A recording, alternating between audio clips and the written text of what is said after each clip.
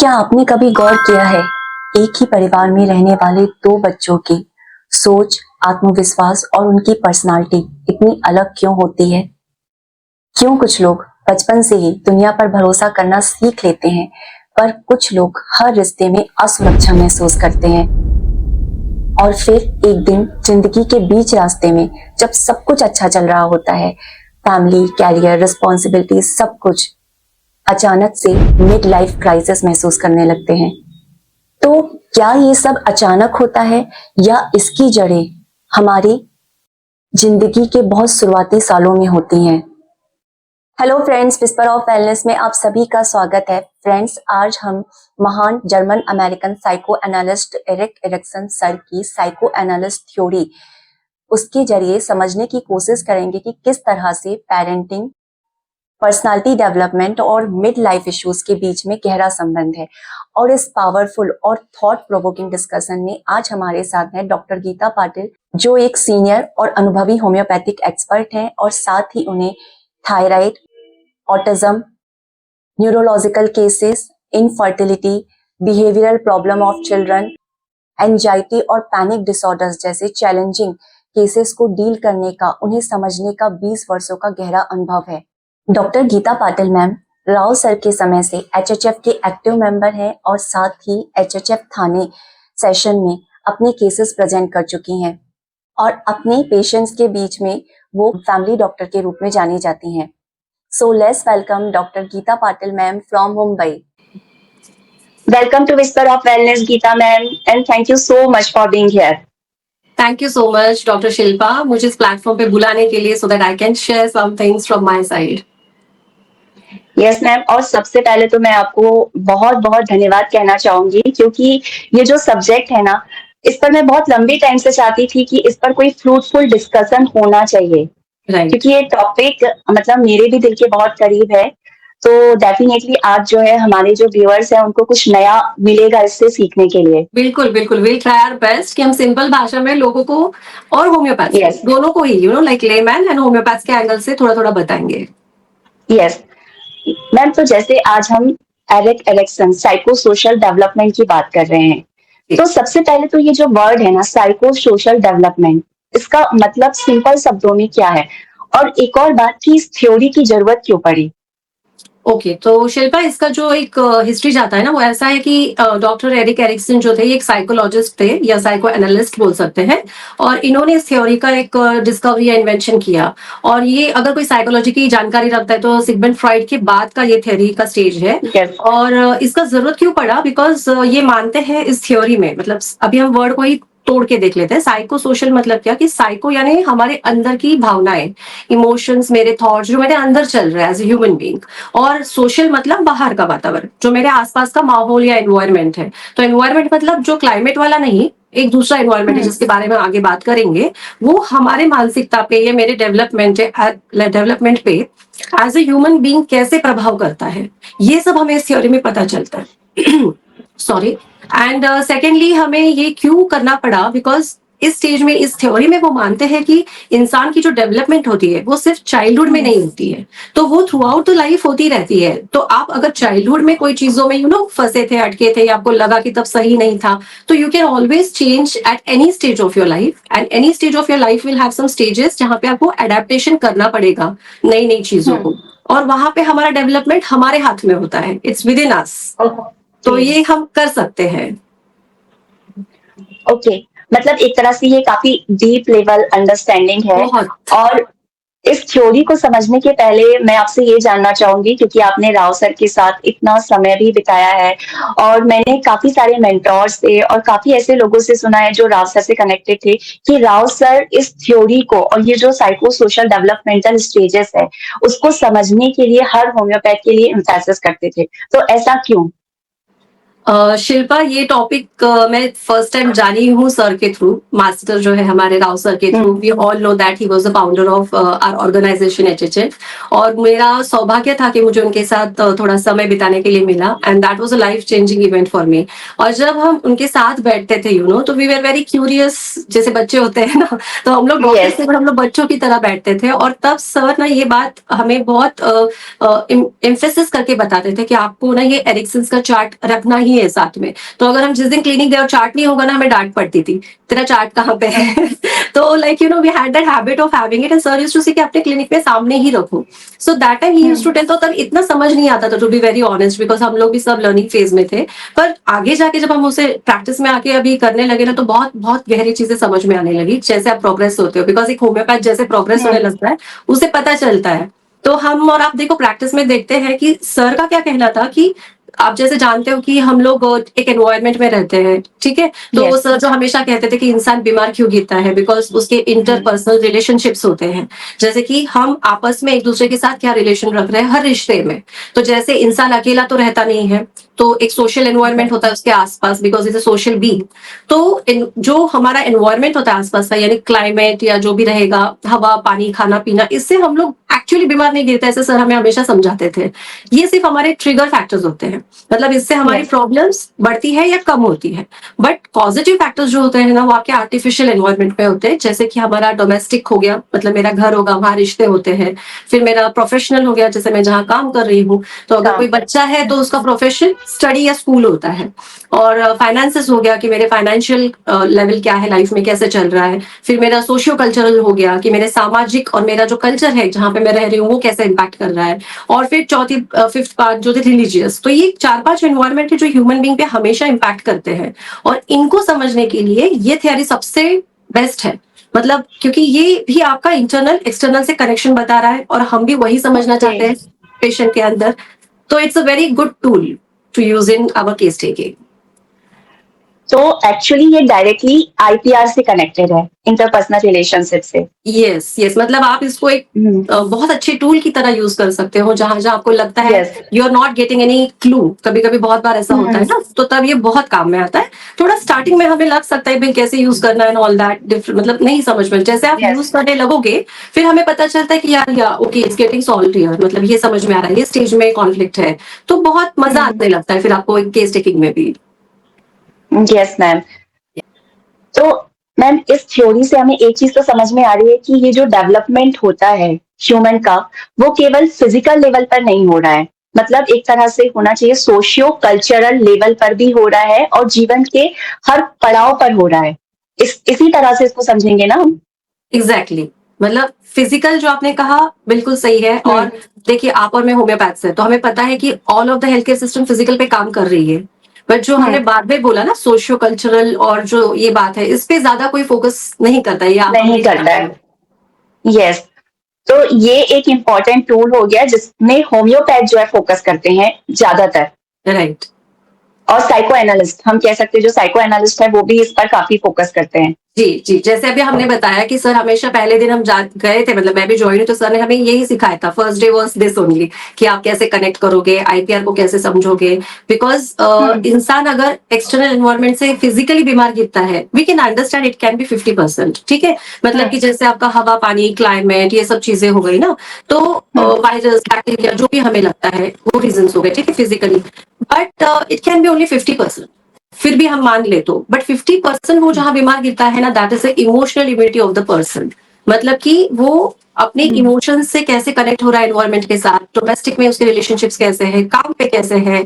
और ये सब जो 4-5 एरियाज हमने अभी डिस्कस किए, उसका इम्पैक्ट भी उसकी मानसिकता पे हमेशा हो रहा है। मतलब कि मान लो कि अभी मैं प्रोफेशन में हूँ एग्जाम्पल के तौर पे, तो अगर एक पेशेंट है और उनको माइग्रेन की तकलीफ होती है, तो हम लोग पूछ लेते हैं कि आपको क्या भाई, आपको लाइफ में क्या हेडेक है या क्या प्रॉब्लम है। तो वो बोलते हैं मुझे काम पे लाइक बहुत टॉर्चर हो रहा है यार, प्रॉब्लम हो रही है and all that. So I always tell my patients, ये टॉर्चर आपको वहां से नहीं हो रहा है ना, because that boss is giving you torture for example, तो he is the boss for rest other 50 people also, उनको तो माइग्रेन नहीं हो रही है, right. So that means in person को इंटरनली कुछ तो प्रॉब्लम या कॉन्फ्लिक्ट है, जहां पे वो एडजस्ट नहीं हो पा रहे, अडेप्ट नहीं हो पा रहे। तो प्रोफेशनल एनवायरनमेंट को समझ के हम लोग इनकी इंटरनल कॉन्फ्लिक्ट या इमोशनल को समझ के फिर एक स्पेसिफिक होम्योपैथिक रेमेडी जब निकालते हैं, then we can give them the complete cure in the complaint of migraine. जबकि माइग्रेन पे आपको भी पता है कोई दवाई नहीं है, बट इन होम्योपैथी हम लोग देते हैं, बहुत अच्छा रिजल्ट देते हैं। तो जब हम उनकी रूट कॉज को समझते हैं इस आईपीआर या इस एनवायरमेंट के एक पहलू की तरह से, तो हम उनको बहुत अच्छे से ट्रीट कर सकते हैं।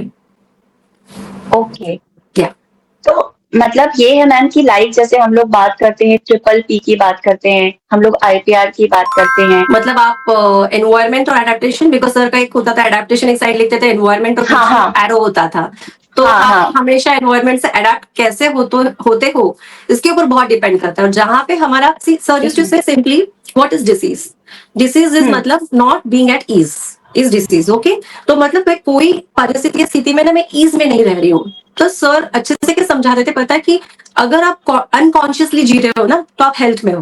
मतलब जैसे मेरा हार्ट चल रहा है, किडनी चल रही है, मैं चला नहीं रही हूँ, वो अपने आप चल रही है, तो इट्स अनकॉन्शियसली मैं जी रही हूँ। The moment I become conscious ना, भाई मुझे पैल्पिटेशन तो नहीं हो रहा है, अरे मेरे अंदर वो तो नहीं हो रहा है, या फिर ये तो नहीं बज रहा है, मतलब अब मैं कॉन्शियस हो गई। हाँ, तो जब मैं कॉन्शियस होने लगी ना तो मेरा डिसीज स्टेट स्टार्ट हो गया। So this is how you and how I am adapting to that. अब मुझे होने लगा है तो इसको कैसे मैनेज कर रही हूँ, ये हर व्यक्ति का अलग होगा। हो सकता है मैं बहुत स्ट्रांग हूँ, मैं इग्नोर कर दूंगी या फिर मैं लाइटली ले लूंगी, हो सकता है आप बहुत पैनिक हो जाओगे, बिकॉज वो आपका नेचर है। तो यहाँ पे हमें पेशेंट का जो एक पेक्युलैरिटी होता है वो समझ में आता है कि भाई ये person is different from the rest of the people, and then we will analyze and do the repertorization and find out the remedy for that person. Yes, तो ये उनकी तरह ही एक टूल है हमारे पास। यस यस बिल्कुल, और कल्चरल का भी बहुत इम्पैक्ट होता है। तो हमेशा ये देखो, अब मैं महाराष्ट्र में हूँ तो मराठी एक अलग कल्चर है, तो कोई एक ग्रुप होगा सिख होगा, उनका एक अलग कल्चर होता है। सो बहुत लोगों को अभी with the changing times, because अभी हमारे प्रोफेशन में होम्योपैथी में बेस्ट पार्ट क्या है कि हम लोग डायनामिसिटी भी समझते हैं। बिकॉज अभी जिस तरह से डायनामिकली सब चेंज हो रहा है, देखिए टेक्नोलॉजी चेंज हो रही है, एआई आ रहा है, जेनजी आ रहे हैं, तो हम इन लोगों को समझ रहे हैं कि ये लोग कैसे कैसे चेंज हो रहे हैं ना, इनके एडेप्टेशंस। तो adaptations are changing and that is why our understanding towards that patient will also change. तो हमारा होम्योपैथी ना बिल्कुल ऐसा स्टेगनेंट नहीं है, ये सबसे ब्यूटीफुल बात है। हम लोग डायनामिकली हर सिचुएशन हर चीजों को समझते हैं। अभी जैसे देखिए वॉर चल रहा है, तो अभी लोगों की स्थिति अलग हो गई है, मानसिकता। सो दिस इज हाउ ना सर हमको छोटी बातें बताते कि आपको करंट अफेयर्स भी पता होना चाहिए कि आसपास क्या चल रहा है। तो अभी माहौल क्या है, इट्स ऑल अबाउट वल्नरेबल हो गए लोग, you know, people are just मतलब इकट्ठा कर रहे हैं चीजें, तो रख रहे हैं, एक इनसिक्योरिटी है सबके अंदर, insecurity. So this is the माहौल, this is the dynamicity of the environment right now, what is happening around the world and in India. Obviously we are also going to get affected. तो हम लोग ये भी पहलू समझते हैं जब हम पेशेंट से बात करते हैं। और ये होता है एनवायरमेंट, मतलब ये अभी एनवायरमेंट में चल रहा है ना, हमारे जियोपॉलिटिकल चल रहा है, तो it is going to impact our minds, it is going to impact our health.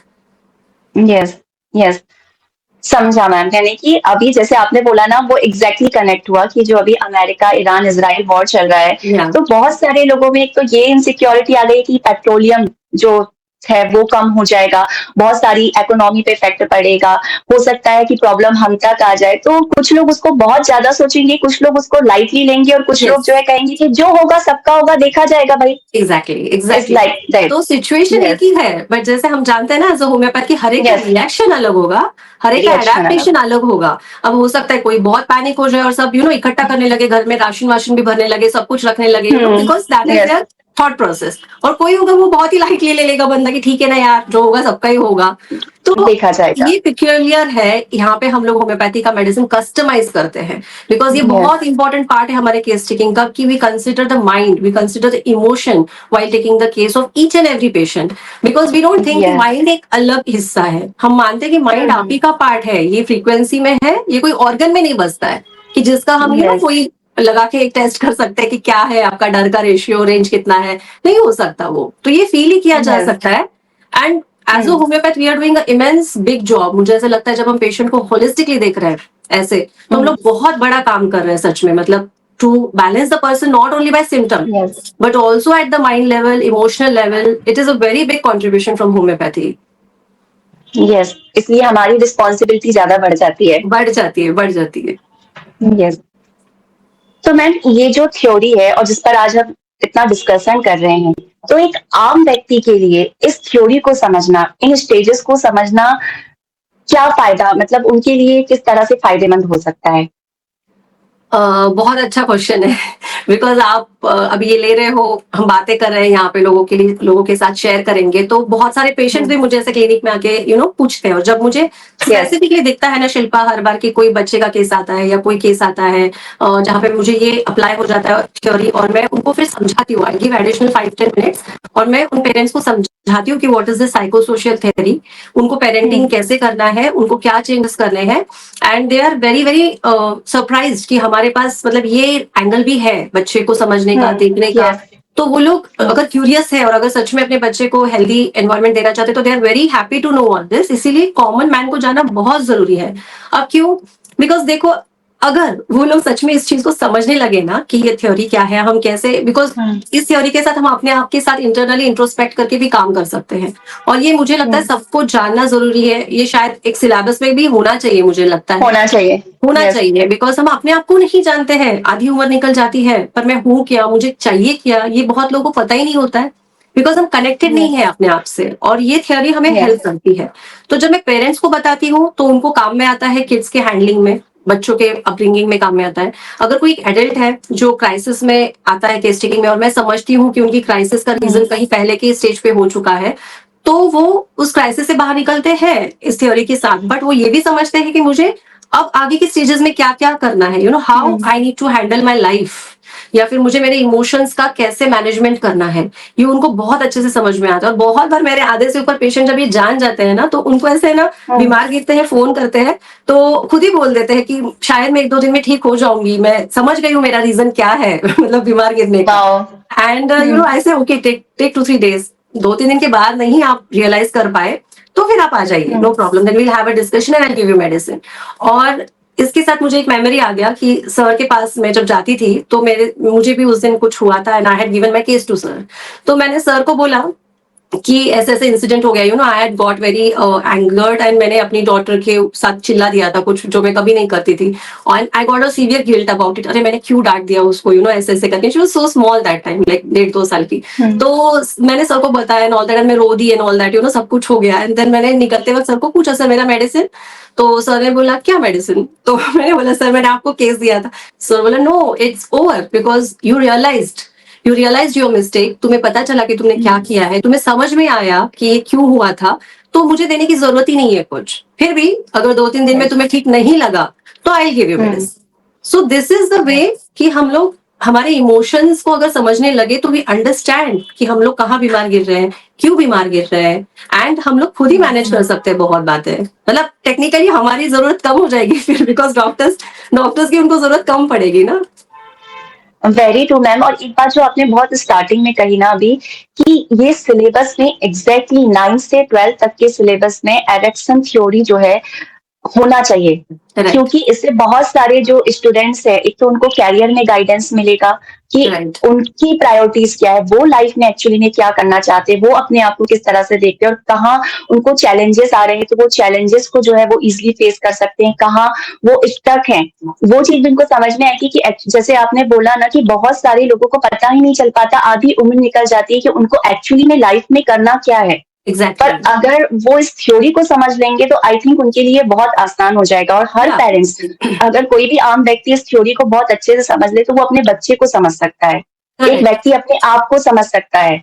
I think ये बहुत इंपॉर्टेंट थ्योरी है। एंड स्पेसिफिकली ना पेरेंटिंग में मैंने देखा है शिल्पा, कि जब मेरे पास पेशेंट्स आते थे come for definitely cold cough, recurrently ठीक नहीं हो रहा है, हमें पता है कि उसी के साथ आते हैं 90% बच्चे रेस्पिरेटरी कंप्लेंट्स ही लेके आते हैं हमारे पास। एंड कौन सी वाली जो ठीक ही नहीं हो रही, मतलब वो निमोनिक रह रहे हैं, नेबुलाइज कर रहे हैं, हर महीने एडमिट हो रहे हैं, ऐसे जब स्टेजेस आ जाती then they come to us in homeopathy. तो तब जब हम समझते हैं इस थ्योरी की बेसिस पे भी ना कहाँ पे क्या कॉन्फ्लिक्ट हो रहा है, क्या नहीं हो रहा है, जब उनको समझाते हैं, तो उन बच्चों में इतना बदलाव मैं देखती हूँ ना, मतलब बहुत ज्यादा चेंजेस आते हैं उनके अंदर, behaviour wise also, because homeopathy उस लेवल पे काम करता है कि उनका जो इंटरनल सबकॉन्शियस भी है, उनका जो कॉन्फ्लिक्ट था या ब्लॉकेज था ना उस चीजों में आगे बढ़ने के लिए, मतलब उदाहरण के तौर पे अब वो छोटे हैं, अब बहुत पेरेंट्स को क्या लगता है, उदाहरण देती हुए, कि उनके बच्चे हमेशा स्कूल में जाके बीमार गिरते हैं, क्योंकि ना वहां सब बच्चों को बहुत कोल्ड कफ हुआ पड़ा है, तो ये वहां जाके बीमार गिरता है। तो मैं उनको समझाती हूँ कि भाई आपके बच्चे की इंटरनल इम्यूनिटी अच्छी होगी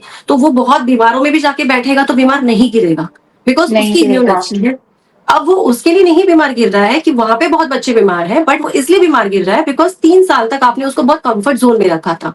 एक स्टेज है वो आगे आएगी, तो अब वो स्टेज जो घर की स्टेज छोड़ के वो बाहर जा रहा है, उसका फर्स्ट सोशल एनवायरनमेंट है स्कूल, ठीक है। तो वहां पे अभी उसको इंडिपेंडेंट बनना है, उसको टीचर मिलेंगे, उसका पहला रिश्ता घर के बाहर बनेगा, उसके फ्रेंड्स मिलेंगे, ठीक है। अभी तक तो वो सिर्फ मम्मी डैडी नाना नानी मासा मासी को ही जानता था, अब वो बाहर जाके नए रिश्ते बना रहा है, ठीक है ना। इसीलिए हमारे स्कूल के दोस्त इतने हमारे दिल के करीब होते हैं, because they are the first friends और first social environment out of your home.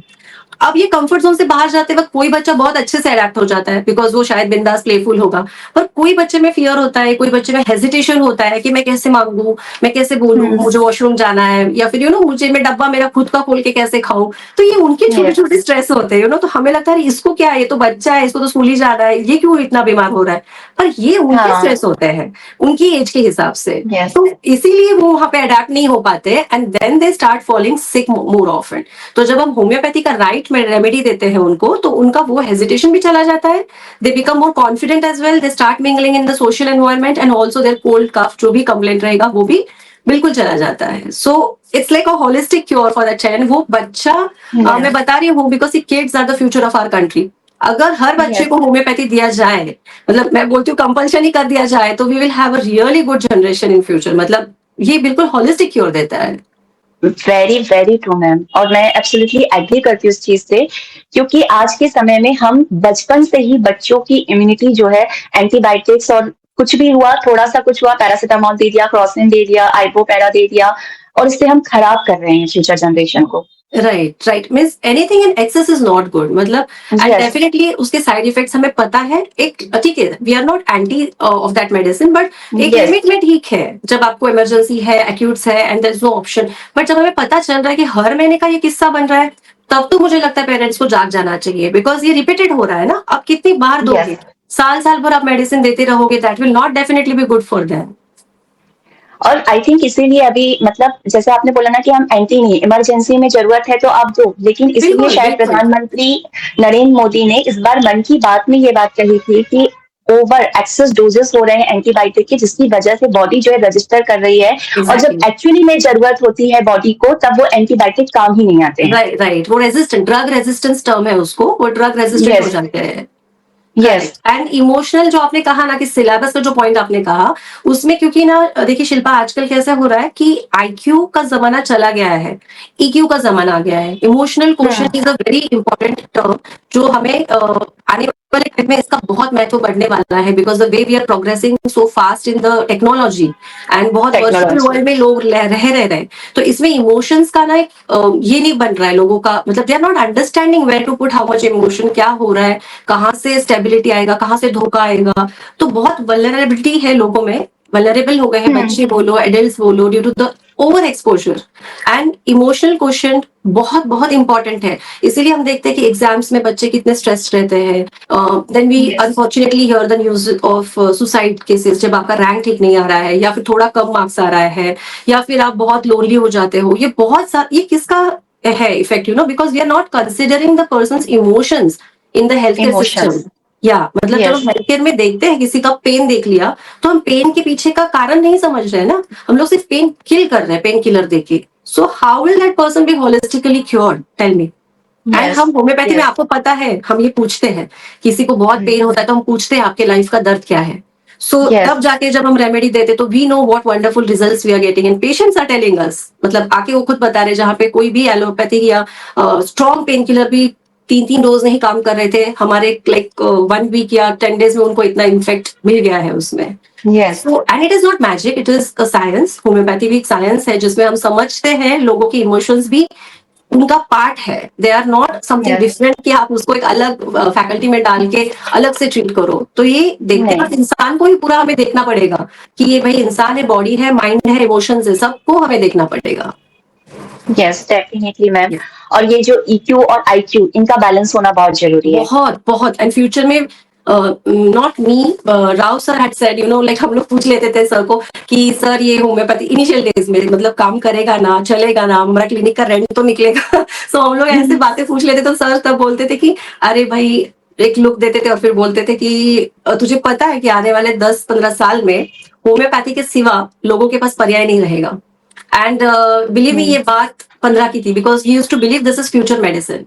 तो अभी हम 25 क्रॉस कर चुके हैं, मतलब 10 साल हो गए उस बात को, राइट। तो और एक अभी हम देख रहे हैं, इनफैक्ट जैसे आपने ड्रग रेजिस्टेंस बोला, तो नहीं काम कर रहा है ना वहां पे कुछ भी। और तब हम जब होम्योपैथिक एंगल से मेडिसिन दे रहे हैं तो वो काम कर रहा है, because we are understanding the root cause, the emotional cause of the patient sickness also.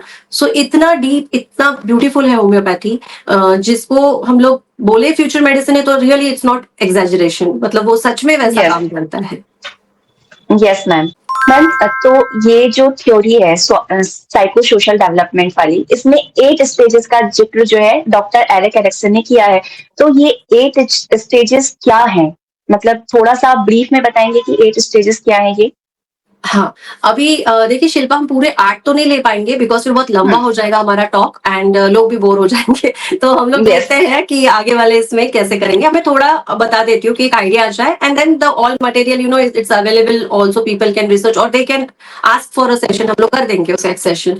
तो ये थ्योरी में बेसिक क्या है कि इंसान जब से जन्म लेता है, 0 to 1 year ऑफ एज पकड़ लो, मतलब एक बच्चा, बेबी, इन्फेंट आ गया है, और वो इस वर्ल्ड में आता है वूम से, और उसका फर्स्ट स्टेज में बता रही हूँ अभी कि फर्स्ट स्टेज में क्या होता है कि एक क्राइसिस, मतलब एक सिचुएशन आएगा जहां पे वो कैसे अडेप्ट करता है, ये डिपेंड करता है वो बच्चा या इन्फेंट, और उसमें क्या रोल प्ले करता है आसपास का माहौल, वहां का एनवायरमेंट कैसा है, और वो जैसा भी माहौल रहे और वो बच्चा जैसा अडेप्ट करे, इन दोनों का एक अमलगमेशन होके क्या होता है, एक तो अगर वो बच्चे ने पॉजिटिवली अडेप्ट कर लिया तो वहां पे एक वर्च्यू डेवलप हो जाता है, मतलब कि एक अच्छा गुण उसके अंदर आ जाता है, फाउंडेशन बोल के।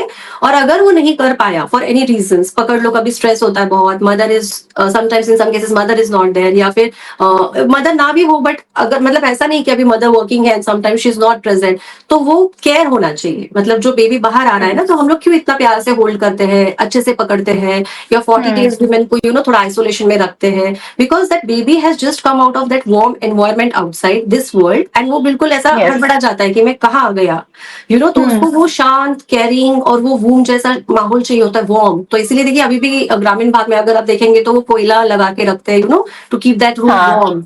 तो उसका रीजन होता था, बिकॉज आपका वूम जो होता है वो बहुत वार्म होता है, तो बेबी को एक 30-40 डेज एडेप्टेशन में लगते हैं, और तब उसका जो मानसिकता होता है माँ का और उसका एनवायरमेंट वो बहुत अच्छा होना चाहिए, मतलब caring, loving, that lot of ultimate care, and पूरा टाइम आप उस बच्चे को दे रहे हो, आप वो फेज एंजॉय कर रहे हो, and everything is to be done. उस फीमेल को भी हम उतना प्यार दे रहे हैं, देन यू गेट इतना खाने की चीजें देते हैं, तो वो सब केयर और प्यार से उसके अंदर जो प्यार आता है वो बच्चे को देती है। बच्चे का अगर वो मिलता है उसको सही, तो उसके अंदर एक फेज होती है ट्रस्ट वर्सेस मिसट्रस्ट, तो अच्छे से सब हो गया तो ट्रस्ट डेवलप हो जाता है, एंड उनके अंदर एक जो वर्च्यू आता है दैट इज होप, तो उनको आगे लाइफ में जीने की होप पैदा हो जाती, मतलब उसके अंदर पैदा हो जाती है कि मुझे अभी होपफुल हो जाता है वो कि मुझे आगे बढ़ना है इस जर्नी में।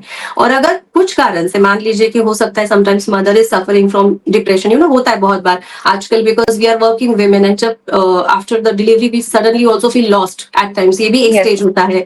तो अगर वो उस कारण से या कोई अपनी तकलीफ के कारण से नहीं उतना दे पाए, या घर में कुछ माहौल ठीक नहीं रहा, तो बच्चा हड़बड़ा जाता है कि हो क्या रहा है मेरे साथ, मतलब वो क्योंकि अंदर वार्म शांति से आया था बाहर, और उसको एकदम भड़कम लग जाता है, और फिर उसके अंदर वो मिसट्रस्ट पैदा होने लगता है, then he will not have that hope. तो थोड़ा सा बचपन, ये मिसट्रस्ट का अगर बच्चों आ गया ना, तो फिर वो like is like hopeless, he is not having that hope. और ये ट्रेट हम आगे जाके बिलीव नहीं करोगे एडल्टहुड में भी देखते हैं। जब हमारे पास एडल्ट केसेस आते हैं, we try to ask them the childhood case taking, तो पता चलता है कि उनकी वो स्टेज में ना थोड़ा सा ऐसा हुआ था, तो वो तो अब चला गया, उनकी मेमोरी में भी नहीं है वो, बिकॉज आज तो वो बड़े हो गए हैं। मतलब वी कांट इवन बिलीव कि इन्फेंट है 0 to 1 का एज, और इसमें जब हम समझते हैं बच्चे को क्या ही समझ रहा है, सब समझ रहा है उसको, सब समझ रहा है। और यही नहीं, मतलब when the mother is conceiving, उस वक्त से समझ रहा है, मतलब the very act of conception जब होता है और एक जाइगोट बनता है, zygote is just formation of the cells together, 2 cells आते हैं गैमेटिक, तो एक जाइगोट बनता है। ये फिजिकल, और ये सर ने सिखाया था हमें, राव सर ने ये सिखाया था कि how are we getting the auto immune और degenerative disorders in a later stage and all. तो 2 सेल्स आते हैं, तो आपका एक जाइगोट फिजिकल बन गया, बट उसके अंदर एक लाइफ आता है कॉस्मोस से, और वो एनर्जी है। जब वो एनर्जी आती है उसके बाद ही हम उसे फीटस कहते हैं। और ये एनर्जी कैसे आएगी, it will depend on the energy of the mother and father. And that is why it is so important that whenever you are having a baby or planning a baby, it cannot only be technical, just meeting the cells together and making a zygote. तो ये नहीं होता है baby करना. उनका जो emotional level, उनका energy level कैसा होना चाहिए, बहुत बहुत इंपॉर्टेंट है. तो ऐसे नहीं हमारे प्राचीन टाइम में गर्भ संस्कार, you know, before you conceive, after you conceive, हम लोग इतना ख्याल रखते थे. यहाँ से उनका स्टेज स्टार्ट हो जाता है. इट इज सो डिटेल्ड, मतलब इतना सूक्ष्म है वो, जिसको हम बिल्कुल भी आजकल महत्व नहीं देते हैं. नहीं समझते हैं. या हमें लगता है we have like human, super human बन गए हम लोग, बहुत प्रोग्रेस्ड हो गए हैं and technology is there and everything, but we are forgetting the basics. मतलब एक एनर्जी भी होती है, उस कॉस्मिक एनर्जी का वो रोल होता है आपके फीटस में, एंड वो फीटस बिल्कुल सब कुछ सुन पा रहा है, फील कर पा रहा है जो आप कर रहे हो. और देन उसका स्टेज जो एक्चुअल में हम काउंट कर सकते हैं बाहर आने के बाद, दैट इज द स्टेज 1.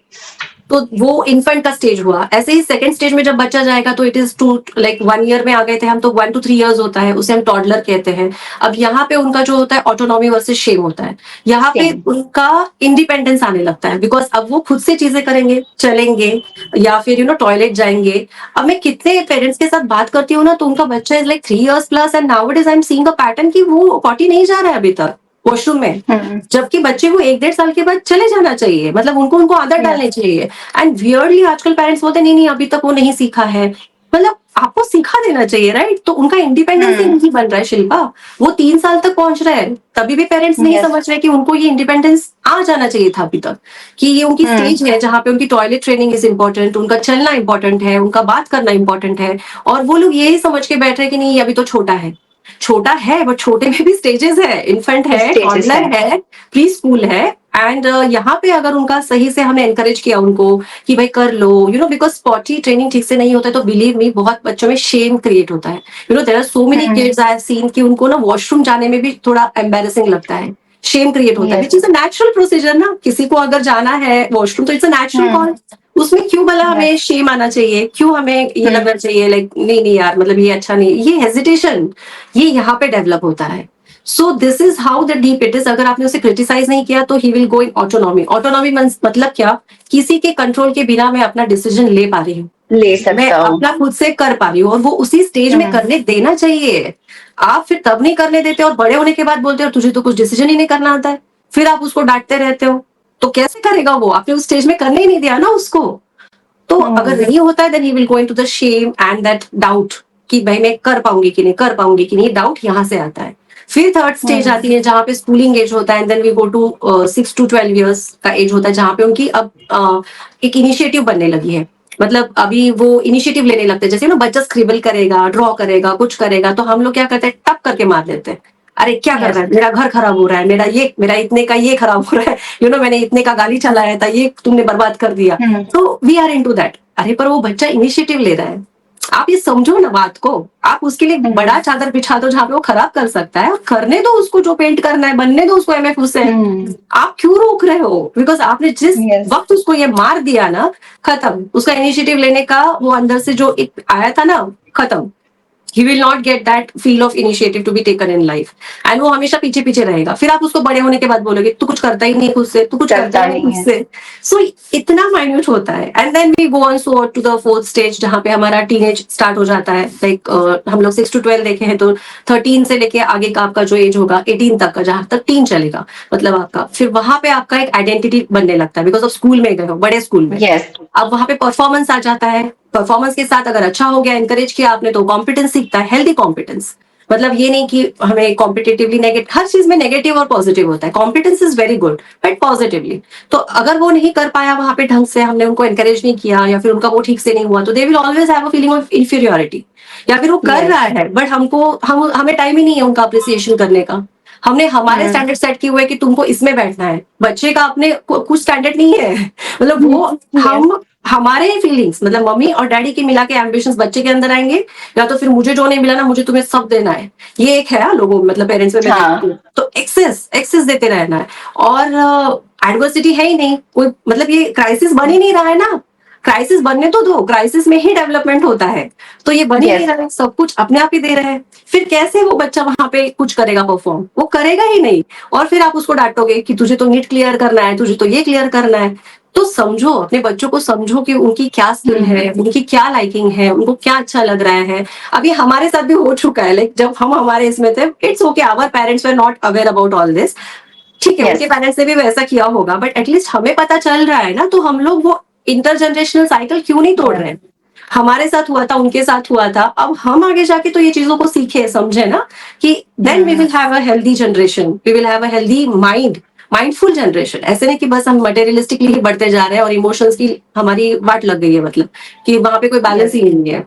फिर आगे आपका आएगा, लाइक जस्ट करेक्ट में, हम कहा थे 18 पे थे, तो 18 के बाद टीनेज खत्म हो गया, फिर आपका आएगा 18 मतलब 19 टू 40 का, या फिर 18 टू 40 का, जो कि हमारा अर्ली एडल्टहुड रहेगा। यहाँ पे हम लोग लव सीखते हैं, मतलब अगर हमने अच्छे से डेवलप किया तो will learn about love, because यहाँ पे आपका इंटीमेसी बॉन्ड होता है। और अगर आपने इस फेज को अच्छे से क्रॉस कर लिया, जब मतलब बचपन से ही आपको वो स्ट्रॉन्ग सपोर्ट मिला, आपको घर से वो वार्मथ मिला, प्यार मिला, तो यहाँ पे इंटीमेसी अच्छा बना सकते हो। एंड आपके इसका साइन क्या होगा कि will have strong bonds, not only in the relationship of spouse but in every relationship, because वही नहीं है ना, दोस्त है, हमारे कलीग्स हैं, हमारे काम करने के लोग हैं, सब जगह पे आपके अच्छे बॉन्ड्स बनेंगे। या तो फिर आप बॉन्ड्स ही नहीं बना पाओगे, means you will not be able to create those bonds ever in life 18 to 40 में। और ये अच्छा पॉइंट क्या है पता है इसका, कि आप कहीं पे भी अगर इस चीज को जान जाते हो ना, we can change our patterns. मतलब अगर मेरे चाइल्डहुड में वो चीज हो भी गई थी, तो इट्स नॉट अ परमानेंट ठप्पा, अब ब्लूप्रिंट बन गई, बदलेगी नहीं, ये बदल सकती है। एंड आप भी जानते हैं, मैं भी जानती हूँ, लोग नहीं जानते, homeopathy has a very big role to play in that, कि जो मेरा सबकॉन्शियस में थॉट हो गया था, अब लोग क्या बोलते हैं कभी कभी, मुझे तब हुआ था तो मुझे अब क्यों हो रहा है प्रॉब्लम? तो भाई तब what was the thing, it went in your subconscious and it was just kept over there because you didn't have any reaction towards it, you didn't have the time.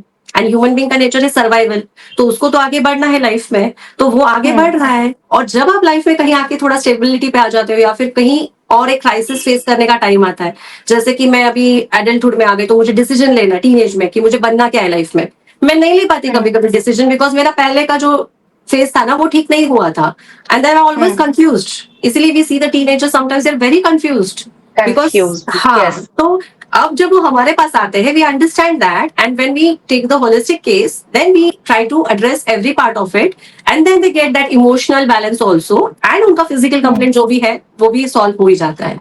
तो ऐसे करके हम लोग लाइक 6 तक आ गए। फिर आपका मिडिल एडल्टहुड आता है, विच इज 40 टू 65, जहां पे आपका और एक स्टेज क्रिएट होता है, एंड देन लास्ट स्टेज होता है 65 प्लस का, that is a late adulthood, जहां पे बेसिकली अर्ली मिडिल एडल्टहुड में आप एक स्टैग्नेशन वर्सेस क्रिएटिविटी पे आते हो, जहां पे आप अभी लाइक 40s में हो, तो you no you have kids who have grown up generally, मतलब बात कर रहे हैं, तो आपको लाइफ में अभी एक थोड़ा स्थिर आ जाता है, स्थिरता, कि मतलब मैंने कर लिया काफी काम है ना, अभी जो चल रहा है इसी पे हमें स्टेबल चलना है।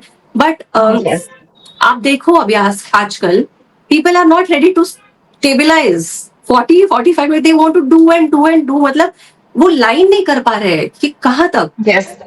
तो that is why they are all the time you know having that lot of cures. हम लोग नहीं बोल रहे कि एम्बिशियस मत रहो, ऐसा बिल्कुल नहीं है, बट ये इमोशनल एस्पेक्ट भी समझना चाहिए आपको कि आप कौन से स्टेज में जा रहे हो ना एज के।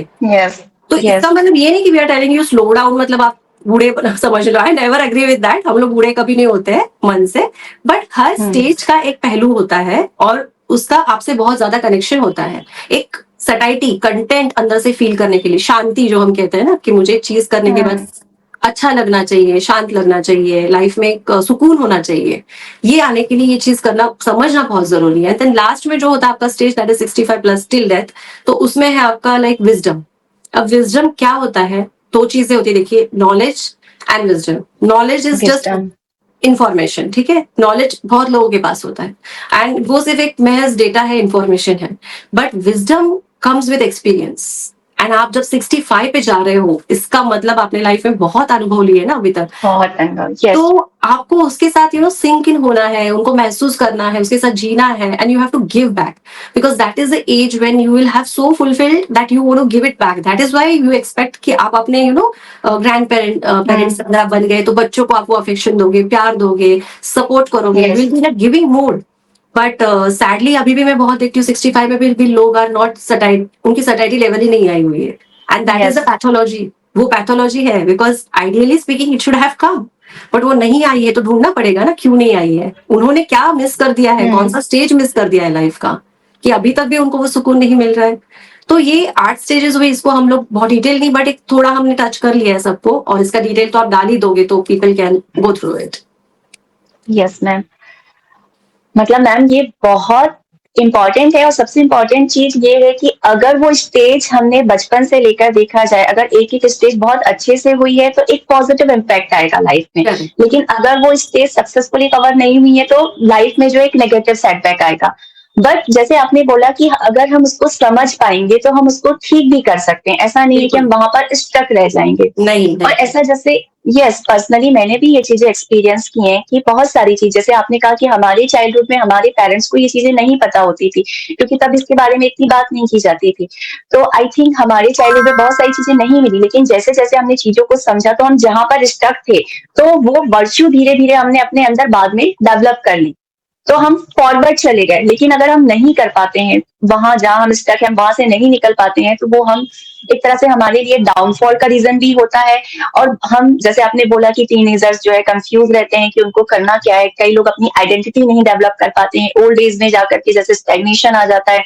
आपने अभी तक के लिया लेकिन जब देने की बारी आई तो आप जो है उसको सही तरह से जो है गिव बैक नहीं कर पा रहे हो, दे नहीं पा रहे हो। तो ये सारी चीजें आई थिंक बहुत इंपॉर्टेंट है, मतलब समझना इसे बहुत इंपॉर्टेंट है। लोग जो ऊपर से समझ रहे हैं ना सिर्फ कि जैसे बच्चा है, and I really feel so sad Shilpa कि जब हमारे पास बच्चे किड्स आते हैं ना तो they come from a paediatric, means ये मैं किसी को ये क्रिटिसाइज नहीं कर रही हूँ, ये हमारा हेल्थ केयर सिस्टम का फ्लॉ है। तो even the paediatrician is not observing कि ये चाइल्ड का जो 1 to 3 में ना डेवलपमेंट होना चाहिए था साइको सोशली, वो नहीं हुआ है। पर जब द मोमेंट मेरे पास अगर 3 to 6 का बच्चा आता है, they come for cold and cough, but I realise कि समथिंग इज मिसिंग, मतलब 3 to 6 में इसका अभी तक आई कांटेक्ट हो जाना चाहिए था, या फिर इसका इंडिपेंडेंस आ जाना चाहिए था, अभी भी उसका इंडिपेंडेंस नहीं आया है। They are not talking, I ask them कि क्यों नहीं बात करनी, नहीं वो अभी छोटा है, छोटा नहीं है वो, 3 to 6 में उसको बात करना आ जाना चाहिए था। This is what the people और the parents need to understand. और फिर वो क्या जाता है, बहुत लेट हो जाता है, वो समझ ही नहीं पाते कि भाई ये साइको सोशल डेवलपमेंट हुआ नहीं है। और ये मुझे जितने पेशेंट्स मिलते हैं उनके मतलब पेरेंट्स वो बताते हैं मुझे कि उनको अभी तक किसी डॉक्टर ने ये नहीं बताया कि ऐसा भी कोई साइको सोशल डेवलपमेंट होता है कि हम बड़े हो रहे तो सिर्फ दांत आना, वजन, हाइट यही इंपॉर्टेंट नहीं होता है। That is a physical norm, but आपकी मानसिकता क्या डेवलप हो रही है, आप कितना इंडिपेंडेंट बन रहे हो, बच्चे बोल के आपका साइको सोशली क्या डेवलपमेंट हो रहा है, इसके बारे में कोई बात नहीं करता है, कोई भी नहीं करता है। And that is a very crucial part मुझे लगता है चाइल्ड डेवलपमेंट में, at least till 10 years of age। तो जब बेबी होता है, और अगर मेरे पेशेंट्स हैं जिनके छोटे बच्चे, तो मैं उनको बोलती हूँ दैट्स अ 10-year प्रोजेक्ट, आप इसको बहुत अच्छे से समझो और इस प्रकार से हैंडल करो। एंड मैं उनको कॉन्शियसली इस थ्योरी के बारे में समझाती हूँ। यस डेफिनेटली मैम, मतलब आई थिंक अभी हमने जो बोला था कि स्कूल के सिलेबस में होना चाहिए, हर एक डॉक्टर को जो है इसको जो है कंसीडर करना चाहिए, क्योंकि हम सिर्फ जो है फिजिकल पैरामीटर देखते हैं, हर जगह हम फिजिकल पैरामीटर ही देखते हैं, लेकिन हम जो emotional, psycho social, cultural development है इसको हम पूरी तरह से नजरअंदाज कर देते हैं, और जो कि एक बहुत बड़ा इम्पैक्ट डालता है पर्सनालिटी के साथ साथ बीमारी को डेवलप करने के लिए भी। क्योंकि उसी के कारण जितने भी आज हम देखा जाए डिप्रेशन है, लैक ऑफ कॉन्फिडेंस है, या और भी जो प्रॉब्लम्स आ रहे हैं, जो बच्चे चैलेंजेस फेस नहीं कर पा रहे हैं, वो सब इन्हीं की वजह से आ रहे हैं। एग्जैक्टली उनके अंदर का जो एक बोलते हैं ना, एक मेरा विल, वो विल डेवलप क्यों नहीं हो रहा है ना, because we are not understanding the emotional part of your self. आप नहीं समझ रहे हो इसको, आपको सिर्फ लगता है मैं फिजिकली डेवलप कर रही हूँ, मैं बहुत ज्यादा अच्छा मटेरियलिस्टिकली ग्रो कर रही हूँ, और मेरा बैंक बैलेंस बहुत अच्छा है, मैं फिट हूँ, मेरी body is like this figure and I go to the gym, only this is important. But no my dear friends, ये सिर्फ ये इंपॉर्टेंट नहीं है लाइफ में, ये उनको सबको समझना बहुत जरूरी है कि आपका ये साइको सोशली और इमोशनल डेवलपमेंट भी उसके साथ साथ चल रहा है ना पैरेलली। इसको कोई भी एड्रेस नहीं करता है until I suppose you reach even that 40s and 50s तक। मतलब मेरे देखने में तो आ रहा है कि लोग समझ ही नहीं पा रहे हैं इस बात को, मतलब they are not having an idea, zero idea about it. Yes, एक वही हो गया कि हम जो है बाहरी खूबसूरती के चक्कर में ही रहते हैं, लेकिन हम जो अपने अंदर की खूबसूरती है उस पर ध्यान नहीं देते, उस पर काम ही नहीं करते हैं। एग्जैक्टली एंड हो सकता है पहले ये शायद इतना नहीं डिस्टर्ब होता था बिकॉज इतना फास्ट लाइफ नहीं था, इतनी टेक्नोलॉजी Yes. नहीं थी, लोग बहुत मिलके रहते थे, तो तब इमोशंस का ज्यादा प्रभाव मतलब मिलता था हमें इमोशन, जैसे छुट्टी आ गई तो मामा के गांव जाना है, फिर दोस्तों से Yes. मिलना है, बैठ के बातें करने हैं, भले लाइट नहीं होगी पर हम बैठ के गप्पे मारेंगे, कुछ ना कुछ करेंगे, तो देयर वाज पीपल इन्वॉल्वमेंट। अभी वो नहीं है, और emotions will be at a very crucial stage, and सब उसको एक बड़ा नाम देके खाली हो जाते depression, but depression is a very big term. आप उसको हर Yes. बार डिप्रेशन नहीं टर्म कर सकते हो ना, ये छोटी, जैसे मान लो कि मैं चल रही हूँ, मुझे चोट लग गई, तो मैं नहीं बोलूंगी ना मैं ट्रॉमा में चली गई, ऐसा नहीं बोल सकते हम कि मुझे नहीं। ट्रॉमा हो गया है तो वो चोट Yes. है। तो सेम तरीके से बॉडी का आपको समझ में आ रहा है, माइंड को भी चोट भी लग सकती है ना। मेरा छोटा सा झगड़ा मान लो आपके साथ हो गया कोई बात पे, मुझे हर्ट हो गया, तो वो मेरे लिए छोटी सी इंजरी हो सकती है, पर शायद हो सकता है कि मेरे को बहुत भरोसेमंद इंसान ने धोखा दे दिया, तो वो ट्रॉमा हो सकता है ना, वो उतना डीप है। तो हम हर चीज को Yes. उठा के डिप्रेशन नहीं बोल सकते हैं। वो लोगों को समझना चाहिए कि it's a very big term, and मुझे अच्छा नहीं लगना, ठीक नहीं लगना, या फिर पता नहीं मुझे पहले जैसा फील नहीं हो रहा है, ये भी सब सिकनेस या सिम्टम्स है, ये लोगों को समझना चाहिए। बिकॉज हम इमोशंस के साथ बात ही नहीं करना चाहते, अपने आप को समझना ही नहीं चाहते, तो we don't know what are the symptoms at the mind level, कि मुझे ये ठीक नहीं लग रहा है, तो ये इंजुरी है, कि ये चोट है, कि ये ट्रॉमा है, कि ये बहुत डीप वाला ग्रीफ है, कोई समझ ही नहीं पाता है इसको। तो क्योंकि इसके बारे में बात नहीं होती है, या तो फिर हम डायरेक्टली फिर साइकेट्रिस्ट के पास भेज देते हैं लोगों को कि नहीं भाई आपका सब कुछ तो ठीक है, आप साइकेट्रिस्ट के पास चले जाओ, but that is not the solution, because छोटी सी चीज के लिए हमें जरूरी नहीं होता। There are some terminal psychological traumatic cases जहां पे जरूरत पड़ेगी उस लेवल पे, पर हर छोटी चीज को मुझे नहीं लगता कि हमें साइकेट्रिक बड़ा टर्म देना चाहिए। यस यस मैम, अभी का ये जो पूरा डिस्कशन हुआ उससे हमें ये तो समझ में आ गया कि इस थ्योरी को समझना जो है कितना इम्पोर्टेंट है, और ये जो डेवलपमेंटल स्टेजेस है ये भी समझना बहुत महत्वपूर्ण है। लेकिन एक होम्योपैथ के लिए, उसकी प्रैक्टिस के लिए इसे समझना क्यों इम्पोर्टेंट है, और साथ में ये कैसे उसे हेल्प कर सकता है केस टेकिंग में। अब ये आई थिंक ये सबके लिए बहुत न्यू टॉपिक होगा शिल्पा, बिकॉज मुझे नहीं लगता हम एज अ होम्योपैथ बहुत इस एंगल से सोचते हैं कभी, नहीं सोचते हैं, बिकॉज हाँ हम लोग डायरेक्टली सोचते हैं कि हमें ले लेना है केस, लाइक बिकॉज बट हमारा काम we are dealing with human beings, हम लोग इंजीनियर्स का काम मशीन के साथ होता है एंड सो हर एक का, बट हम लोग ह्यूमन से डील कर रहे हैं, डॉक्टर्स, तो हम लोग कोई लाइव इंसान से, उनकी चेतना से, उनकी मानसिकता से डील कर रहे हैं।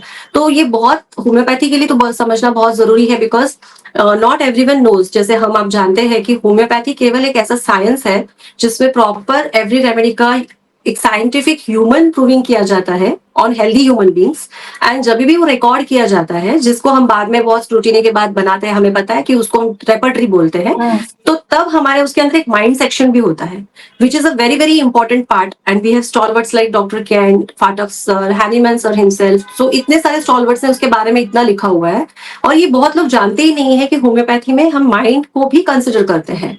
उनको लगता है कि सिर्फ सिम्टम है और दे देना है दवाई, दैट्स इट फिजिकली। सो हम लोग माइंड को कंसिडर करते हैं, बहुत बड़ी बात है, बहुत बड़ी, बिकॉज जब पेशेंट आ रहा है with a physical complaint, we are trying to understand, we sit with them for at least half an hour like a counsellor, and हम समझते हैं कि आपका क्या प्रॉब्लम है, इमोशनली भी क्या प्रॉब्लम है, वो बताइए हमें। एंड बिलीव मी, आज आप कोई भी स्पेशलिस्ट भी देख लो, उनका एवरेज केस टेकिंग का time is not more than 5 minutes, it's just 5 minutes. तो जहां पे वो है, मतलब मैं क्रिटिसाइज नहीं कर रही हूँ, but I am just trying to tell कि हेल्थ केयर सिस्टम हमारा कैसे कैसे हो रहा है। तो मैं चाहती हूँ कि हम इंटीग्रेटेड रहे हमेशा, कि जहां पे केसेस आएंगे अटकेंगे नहीं, सवाल का जवाब मिलेगा, होम्योपैथी को इंट्रोड्यूस करना चाहिए, integrated system of health care होना चाहिए। तो होम्योपैथी में जब हम ये केस टेकिंग करेंगे, और बहुत बार होगा ना, हमने देखा एज अ होम्योपैथ की हम बहुत सारे पहलू पूछ लेते हैं केस टेकिंग की, but we do not get anything, मतलब बहुत सब कुछ सही चल रहा है, कोई स्ट्रेस ही नहीं है लाइफ में, and the patient is also very well to do, कोई इश्यूज नहीं है, और लगता है यार सब कुछ सही लग रहा है, मतलब इट्स परफेक्ट पिक्चर, बट कुछ भी नहीं मिल रहा है। बट ये होता है ना कि हमेशा ऊपर पानी जो आपको एकदम संत लगेगा, हाँ लगेगा, उससे नीचे बहुत टर्मोइल होता है।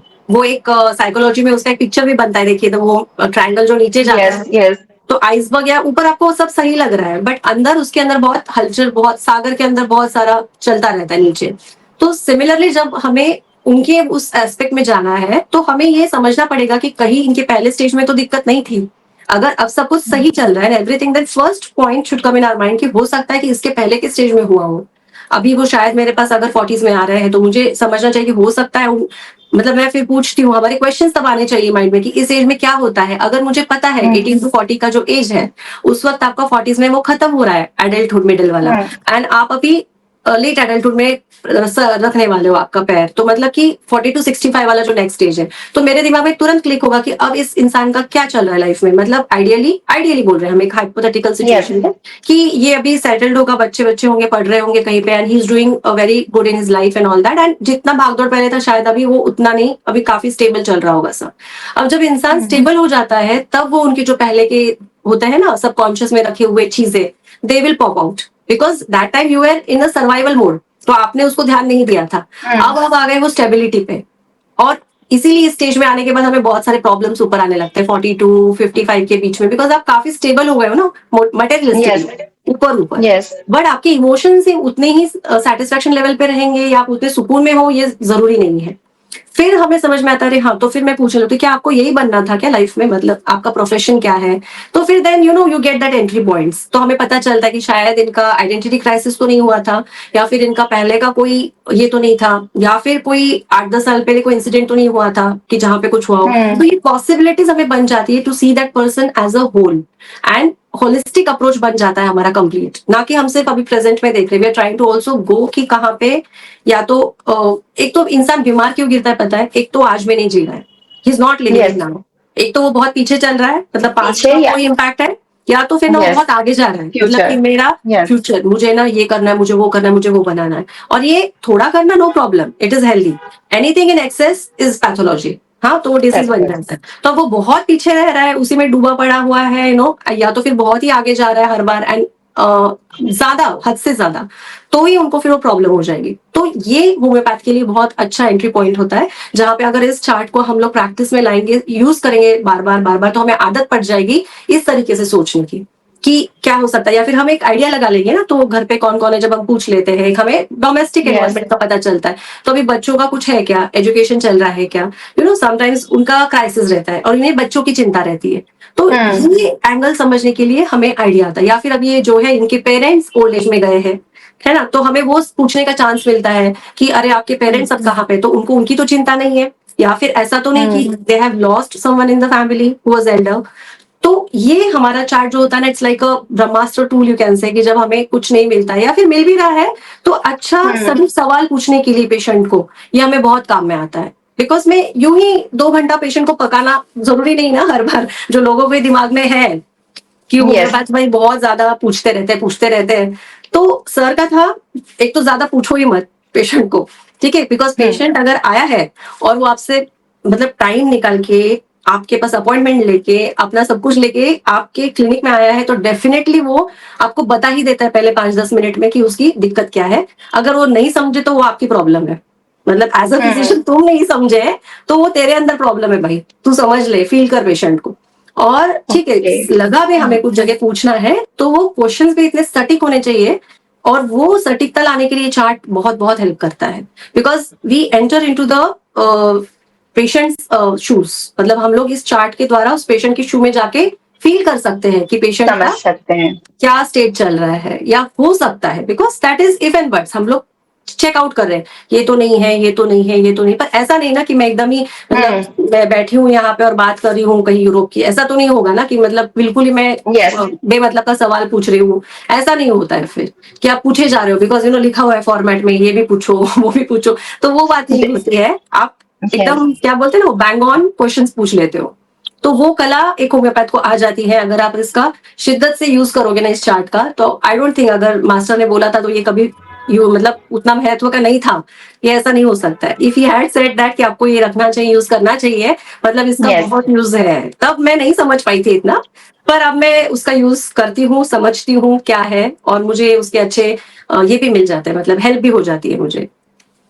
जस्ट लाइक का जो साइकोडायनामिक हम यूज करते हैं, तो ये जैसे साइकोडायनामिक की तरह एक की है जो हमें बता देगी कि एक्चुअली में ये बंदा या ये पेशेंट जो हमारे पास आया है वो किस फेज में स्टक है, लाइफ के किस फेज में स्टक है।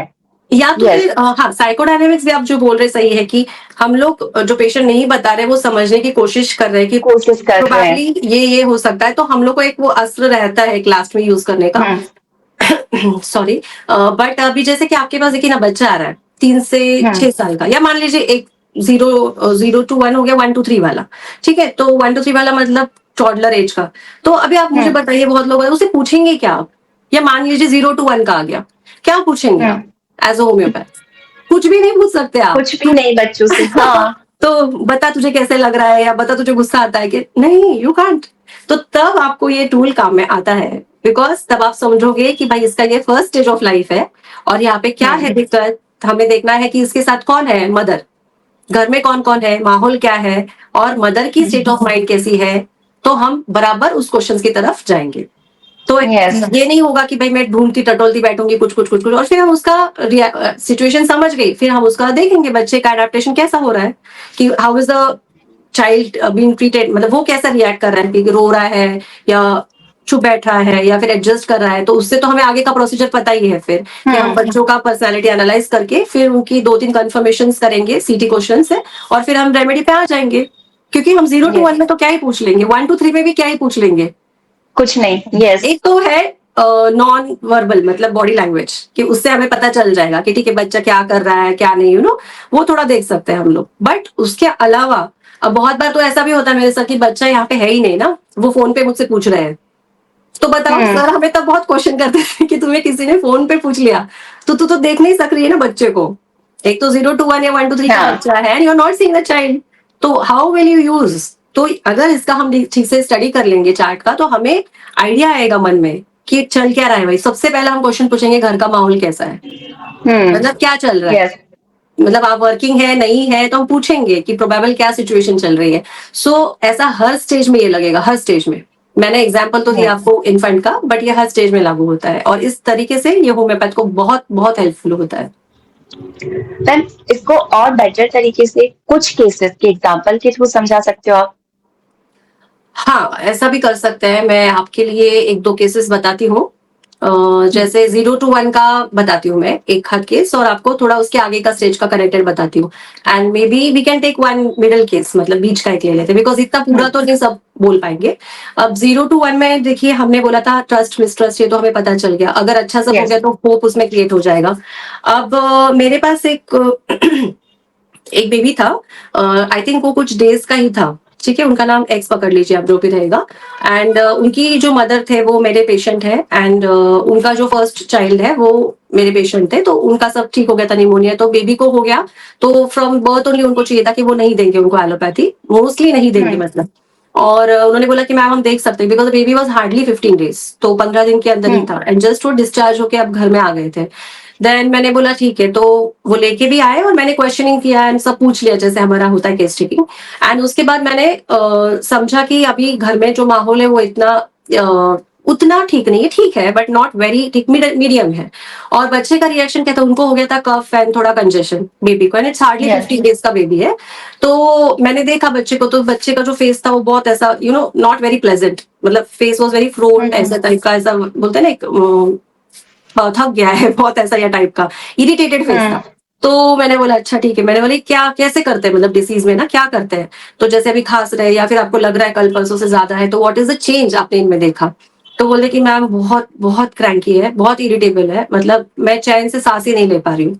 तो मैंने बोला कि फिर आप कैसे मैनेज कर रहे हो इनको, लाइक आप उनको पापा को दे देते हो, कुछ करते हो? तो उन्होंने बोला नहीं, वो जा ही नहीं रहा है, ना पापा के पास जा रहा है ना किसी के पास जा रहा है, तो मैं चाहिए। अब मुझे बताओ मैं कैसे जाऊं, मैं खाना खाऊं, पानी पीऊं नहीं पीऊं, वॉशरूम कैसे जाऊं? मतलब इतना उसने मम्मी को ये करके रखा था परेशान, और मम्मी मतलब लेके ही बैठना है, मम्मी ठीक नीचे भी रखेगी तो ये विल, मतलब इतना भी सेंसिटिविटी हाई था कि नीचे भी नहीं रखना है आपने।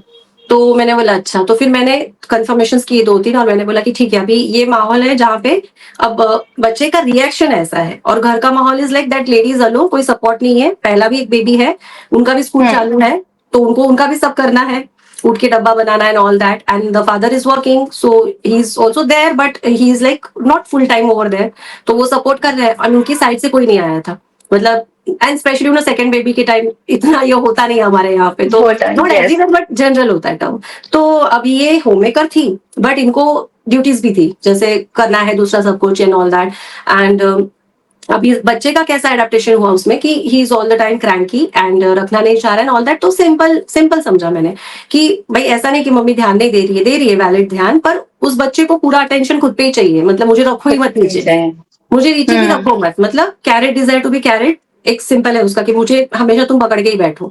और रिएक्शन कैसा है, अगर थोड़ा भी आपने किया तो मतलब रोएगा रोएगा रोएगा, इरिटेबिलिटी, मतलब चिड़चिड़ था उसमें बहुत हर बात पे, तो इरिटेबिलिटी चिल्ड्रन ने लिया, आपने एक सिंपल कैरेट डिजायर भी ले लिया, तो आपका रेमेडी बन जाता है आर्सेनिक। तो मैंने उनको आर्सेनिक दिया था एंड 30 का एक डोज दिया था, उसके बाद उनका कंजेशन वॉज 2-3 डेज के बाद काफी सही हद तक ठीक हो गया था। अब इसमें ना मैंने बच्चे को कुछ पूछा ना पूछा, पर मैंने वातावरण समझ लिया कि क्या समझ लिया अकॉर्डिंग टू द इन्फेंट, एंड हमने वहां देखा था कि वो बच्चा, अभी देखिए इसमें हर बार mom is trying to give all possible things, but शायद उस बच्चे का एक्सपेक्टेशन बहुत हाई है कि पूरा टाइम मुझे ही देखो। तो हमें एज अ होम्योपैथ समझना पड़ता है कि ऐसा नहीं है कि mom is not giving, she was giving ना, पर थोड़ा तो आपको शेयर करना पड़ेगा ना टाइम, तो उनको वो नहीं चाहिए, उनको चाहिए कि सेल्फिशनेस थोड़ा मतलब मुझे ही चाहिए सब, तो ये एंगल से मैंने उस चीज को समझा था। और एक बेबी था, उनका भी बहुत इंटरेस्टिंग केस था, मतलब it was below 1 year only, एक 1 ईयर या आई थिंक पकड़ सकते हैं 12-13 महीने का था, and that baby was a girl child. And उनका कैसा था पता है कि उनकी मॉम भी मेरी ओल्ड पेशेंट थे, और उनका भी एक फर्स्ट बेबी था, एंड उनके फर्स्ट बेबी में उनके काफी इश्यूज थे डेवलपमेंटल, वो काफी मतलब that child became very very normal with homoeopathy, काफी उनका speech delay and all that issues थे, and they believe homoeopathy very much. Okay, so अब इस बेबी का उनको मतलब अजब से सब कंप्लेंट्स हो गया कि मुझे मतलब मेरा जीना मुश्किल हो गया है मैम इस बेबी के साथ, तो मतलब हुआ क्या, तो बोले कि मतलब कि शी इज गुड बेबी, ऐसा प्रॉब्लम नहीं है, बट मुझे छोड़ ही नहीं रही है, छोड़ ही नहीं रही है, मतलब मैं करूँ क्या। अब सेम सिचुएशन है जैसे वहां पे भी था, अब ये भी वर्किंग है, इनफैक्ट वर्क फ्रॉम होम ही हो, बट ये वर्किंग है, भले उनको लीव मिला हुआ है अभी, एंड एक और चाइल्ड है पहले, and same situation kind of, and there is no support, that they are doing it all on their own. तो अब बोल रहे कि अब इसका अलग ही था, बोलते रात को भी मेरा अगर हाथ भी उसके ऊपर से हट गया ना तो रोना चालू कर देगी, मतलब वो हाथ भी उसके ऊपर रहना ही चाहिए, ऐसा हाथ भी हट गया ना तो मतलब मैं करूँ, मैं रात को उठूं नहीं उठूं वॉशरूम के लिए, तो मैं उठ गई तो ये इतना सर ले ले, मतलब पूरा घर सर पे ले लेती है, उसके पापा आके उठाएंगे तो भी she is not pacified, nothing is happening and all that, and वो एंड मतलब हाथ हटाना भी मतलब वो तुरंत ये हो जाती है यार, उठ जाती है कि मैं कितना धीरे से निकाल के रखती हूँ ना, तो नहीं वो जागी जाती है, and she will cry and cry and cry, वो पूरा सर पे उठा लेगी एंड पकड़ के बैठी, मतलब जैसे मम्मी आएगी उसको पकड़ के से लपक के चिपक जाएगी। तो मैंने बोला अच्छा, तो फिर मैंने 2-3 और कंफर्मेशन की उनके साथ वगैरह, और समझा मैंने, अब मैंने बोला कि इनका एक स्टेज खत्म होने आ रहा है, मतलब वो एक से थोड़ा ऊपर जाने लगे थे, तो सेकंड स्टेज स्टार्ट हो रहा था इनका लाइफ का, मतलब प्री टॉडलर, तो अभी उनका इंडिपेंडेंस आना चाहिए, तो अभी तक तो उनका ट्रस्ट ही नहीं फॉर्म हुआ है, मतलब मम्मी के अलावा कहीं नहीं जाना, मतलब ट्रस्ट नहीं फॉर्म हुआ, ट्रस्ट नहीं है। तो फिर मैंने थोड़ा हिस्ट्री टेकिंग भी किया बैक कि उनका स्टेट ऑफ माइंड कैसा था ड्यूरिंग द प्रेगनेंसी, तो वहां से भी मुझे थोड़ा पता चला कि थोड़ा सा वो प्रेगनेंसी भी मतलब ये था, डेलिकेट था, and there was a constant fear in that mother's mind also कि सब सही होना चाहिए, तो ये एक बेसिक थॉट था उनका, तो मुझे तो एक ट्रेट मिल गया कि हाँ मतलब that patient was also in a little bit of fear, या थोड़ा अनसर्टेनिटी के मोड में थे वो ड्यूरिंग द प्रेगनेंसी। अब ये बिकॉज इतना छोटा बच्चा जो है वो बाहर आके तो इतना अभी तक अनुभव लिया नहीं है ना, तो कहीं ना कहीं वो वूम से रिलेट कर रहा है, ये हमको समझना जरूरी है एज अ फिजिशियन। तो मैंने बोला ठीक है, मतलब इनका बेसिक जो स्ट्रेटा था वो तो था थोड़ा सा फियर और इसका ना डर का कि भाई सब सही होना चाहिए, और अभी बेबी भी वही ये कर रहा है, इम्प्लीकेट कर रहा है मतलब वहां पे, तो मैंने बोला ठीक है, तो मैंने सिंपल लिया कि क्लिंकिंग कर रहा है हर बार, मतलब झपक के ले पकड़ रहा है, और हाथ भी हटा दो तो वो तुरंत जाग रहा है, अलर्ट है, बहुत अलर्ट है मतलब। और इसके अलावा आप क्या मैंने पकड़ा था उसे, फियर अलोन बीइंग, या मतलब आप उसको छोड़ ही नहीं सकते हो, सिंपल सिंपल लिया था मैंने, और उनका रेमेडी आया स्ट्रैमोनियम, तो हमने उनका स्ट्रैम का डोज लिया, एंड फंटास्टिक इंप्रूवमेंट हुआ उनमें, मतलब शी बिकेम, अभी तो आप उसको देखोगे तो यकीन नहीं करोगे, बोलते हैं अब तो मैम वो इतनी बिंदास हो गई है कि वो सबको लेके सॉरी वो घूमती है, मतलब she is become so courageous कि वो उसके अंदर उसका भाई से भी ज्यादा बिंदास वो हो गई है, मतलब ये जो था ना उनका कि यहाँ पे जो एक फियर का trait probably during the pregnancy, because the mother was वो डेलिकेट था प्रेगनेंसी, तो उनके मन में वो हमेशा रहता था थोड़ा डर था, हाँ, और वो उनके थ्रू आया, तो इनके अंदर भी वो फियर कि भाई मेरे को छोड़ो मत, मेरे को छोड़ो मत, क्योंकि शायद उसको वो जो वूम का वार्म था ना, या फिर वो था कि मैं यहाँ सेफ हूँ, वो वाले फीलिंग से वो अभी तक ओवरकम ही नहीं हो पाई थी, बाहर नहीं आ पाई। हाँ, और वो उसको ट्रस्ट नहीं बन रहा था किसी पे कि मैं इसके पास भी चली जाऊं तो ठीक रहूंगी, तो वो फीलिंग ही नहीं आ रहा था और इतना डर था उनके, तो जो उनका चिल्लाना था वो श्रीकिंग था इतना, that was out of Yes. Fear, because वो इतना फियर था उनके अंदर कि वो आप इतना अलर्ट रह रहे हो. So this was a beautiful case. And और आपको बताऊं मैं तो मिड लाइफ क्राइसिस का एक केस हम ले सकते हैं जिसमें Yes. क्या था कि अब मिड लाइफ मतलब आपका जो एज आ रहा है दैट इज 18 to 40 या 40 उसके आगे का भी मिडिल एडल्टहुड का जो है 40 to 65, ये दोनों का मिक्स हम लोग पकड़ सकते वो है. तो उसमें एक पेशेंट है जिनका अभी everything is very good, that ex person is there, सब कुछ सही चल रहा है. तो मैं पूछ रही हूँ उनका कंप्लेंट क्या है कि आपको बॉयल्स आ रहे हैं, मतलब पूरे ना इस पे, और वो कैसे टाइप के हैं, मतलब ऐसे ना बड़ा सा बॉयल आता है आपके थाई पे वगैरह, एंड इट्स वेरी हॉट, आप हाथ लगाओगे तो गर्म लगेगा, बहुत पेनफुल है, मतलब आपका बिल्कुल भी कुछ टच करेगा छोटा सा चीज भी वहां पे तो बहुत पेन होगा. And the patient has tried taking antibiotics course 2 times and then फिर भी वो रिलैप्स हो रहा है एवरी 10-15 डेज में, एंड वो हर बार और बढ़ के आ रहा है, मतलब वो intensity of the pain is becoming very high, और वो बहुत बहुत तकलीफदायक था. तो मैंने सोचा कि क्या है, because will try to understand कि भाई अभी ऐसा बॉयल्स निकल रहे हैं, एंटीबायोटिक से भी नहीं गया, बिकॉज अगर वो बहुत सुपरफिशियल होता तो चला जाता था, बिकॉज चला जाता है. Yes. yeah we know कि allopathy also works but it works on the acute things, you know, तो बहुत डीपर Yes. इस एस्पेक्ट पे नहीं करेगा.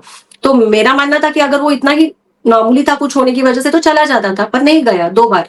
तो फिर मैंने उनसे पूछा अभी कुछ चल रहा है, स्ट्रेस दिस दैट, तो nothing, everything is very good, everything is fine and everything, but this was also my old patient who had come after a gap of time. तो मुझे थोड़ा सा आइडिया था कि there was something in the childhood history, but I was not remembering, मतलब मुझे वो इतना याद नहीं था. तो मैंने फिर वापस वहां पे पूछा, तो मैंने बोला कि let's go to the previous stages. तो मैंने बोला आपका वो चाइल्डहुड का कुछ कुछ था, मुझे याद नहीं आ रहा है, तो you know are you all over with that, मतलब आपके चला गया क्या, पूरा न्यूट्रल हो गया वो, मतलब थोड़ा जो फीलिंग था ना आपका.